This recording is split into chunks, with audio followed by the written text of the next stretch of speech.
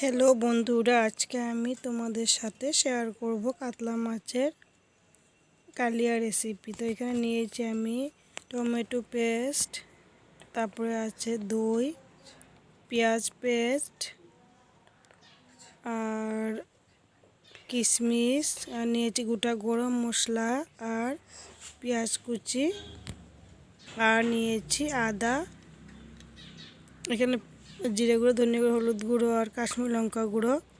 তো এগুলোকে সব আমি রেডি করে নিয়েছি। এখন মাছগুলোকে ভেজে নেব। নুন হলুদ মেখে মাছগুলোকে মেখে নেব। এইভাবে মাছগুলোকে নুন হলুদ মেখে ভেজে নেব।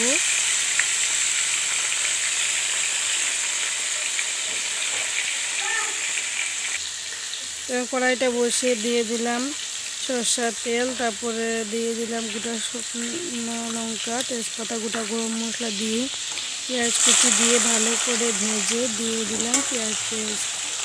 তো পেঁয়াজ পেস্টটাকেও ভাজলাম, এদিকে মাছগুলোকেও ভেজে নিচ্ছি।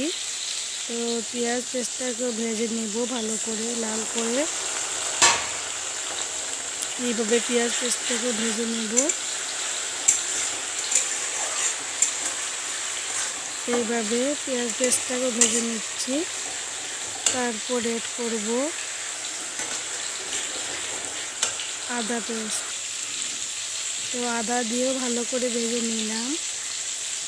এখন এড করব মশলা। এখানে জিরে গুঁড়ো, ধনে গুঁড়ো, কাশ্মীরি লঙ্কা গুঁড়ো, হলুদ গুঁড়ো, এগুলো দিয়ে ভালো করে কষাবো। তারপর দিয়ে দিব টমেটো পিউরি। দিয়ে দিব।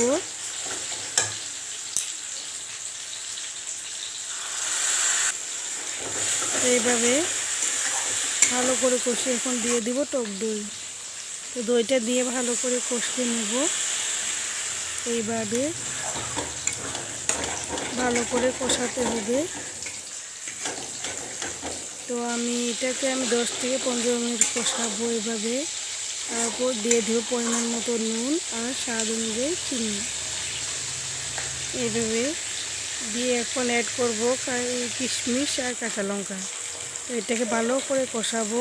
আরও 10 মিনিট কষিয়ে দিয়ে দিব গরম জল। তো ঝোলটা দিয়ে দিলাম। তো ঝোলটা ফুটে গেলে দিয়ে দিব ভেজে রাখা মাছ। তো মাছগুলো দিয়ে এইভাবে ফুটতে দিব। তো এটা রেসিপিটা একটু মাখো মাখো হলে ভালো হয়।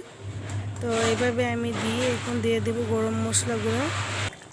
তো দেখো রেসিপিটা রেডি হয়ে গেছে। তো এই কাতলা মাছের কালিয়া রেসিপিটা কেমন হয়েছে অবশ্যই লাইক, কমেন্ট আর সাবস্ক্রাইব করে দিবে আমার চ্যানেলটা। তো টাটা।